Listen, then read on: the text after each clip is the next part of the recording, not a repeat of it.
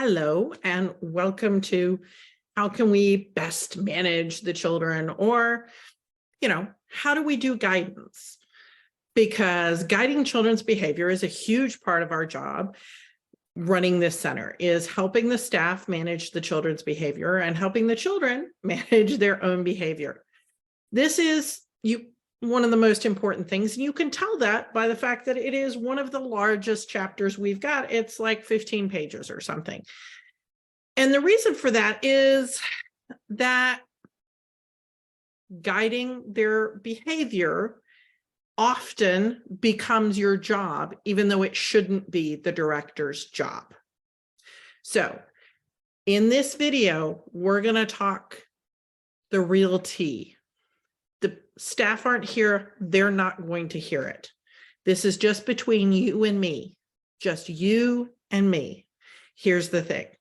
If the children are ending up in your office because of behavior problems in the classroom, then your staff need more training. It is not a good use of the school's resources for you to be managing the children's behavior in your office. Your staff need to be handling that in their classroom.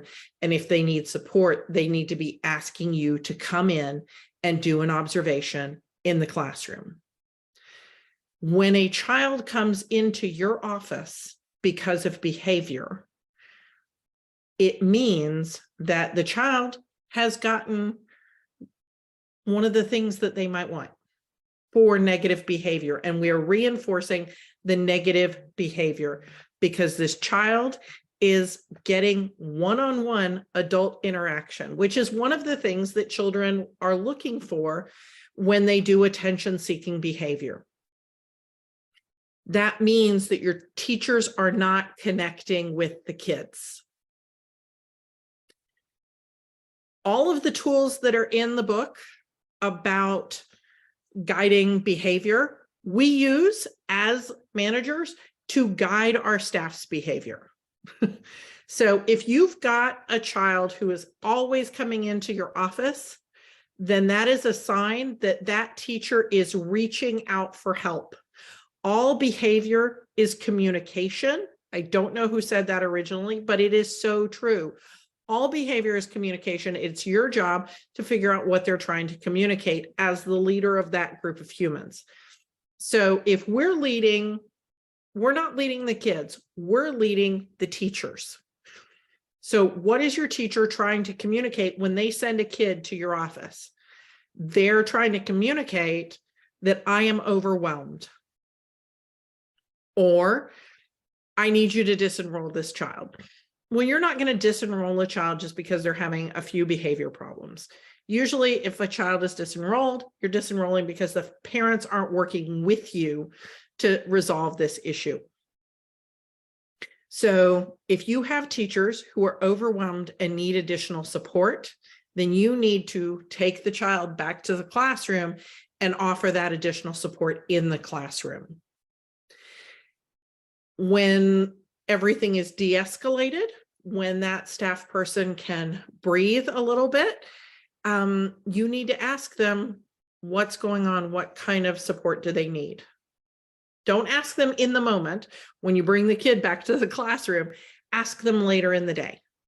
What's going on? What support do you need? How can we help? And you need to get them to use the prefrontal cortex, the front part of their brain. And they can't do that when they're in the reactionary mode that they have sent the child to your office. They cannot think at that time. They're toddlers at that point. They're not making rational decisions. But later on, we ask them questions like, what causes this behavior that's a problem for you?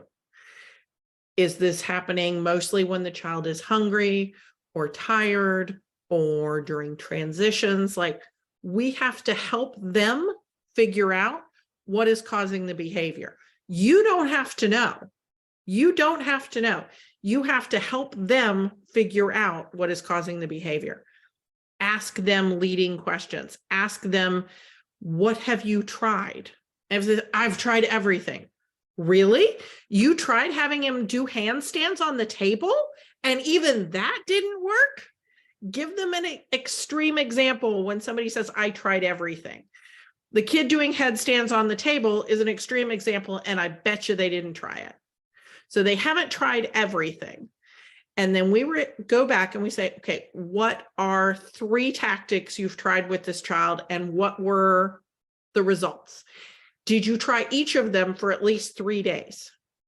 Because it takes 3 days for a behavior modification to take, if it's going to take. If they tried it for 45 minutes and it didn't work, that doesn't count as actually trying. They need to do it for 3 days, not 45 minutes. Okay, so we need to get them to think through what could be causing the behavior. And if they say, oh, he's just trying to get a rise out of me, honey, you're not that important. The kids are not trying to get a rise out of the teacher. The kids are trying to meet their needs. They're trying to communicate what is going on with them. They don't care about the teachers enough to try to get a rise out of them or irritate them or whatever. That's not a real answer. What is going on with the child? What is the child trying to communicate? Help them figure out possible things the child could be trying to communicate. It's too loud in here. I'm hungry. I'm tired. I don't want to do this activity. You're always bossing me around. My underwear is on backwards. Like, there's so many things the kids could be trying to communicate with their behavior, and none of it is that they're trying to irritate the teacher or, manipulate the teacher. So what are the things behind the behavior? Help them to look at it from a different perspective. A lot of times when you ask those questions, like, has anything changed in the child's personal home life this week? And they go, oh yeah, I forgot about that. Dad is is out of town visiting his parents. Do you think maybe that's why this child is acting up? I guess that could be part of what's going on. Yeah. So by asking the leading questions, you're going to help the staff member figure out what's going on and resolve the situation. Sometimes you can't. And what you have to do in that situation is you go in and do some observations in the classroom and see if you can figure out the triggers. And if you can't do it and the teacher can't do it, maybe you have to hire somebody to come in from outside to do that observation to figure out what's going on with that kid, because that child is trying to communicate. And we need to figure out why, so that we can help them better integrate with the rest of the class. So that was our secret talk. Shh. None of the staff need to know that we're using all of these guidance techniques that we learned for the kids, and we're going to use them on the staff. And one of those techniques is that we don't ask them to think about why they did something or why something is happening while they're all frustrated and wound up. We're going to wait until they're calmed down and they can use that part of their brain. Okay. I'll see you in another video.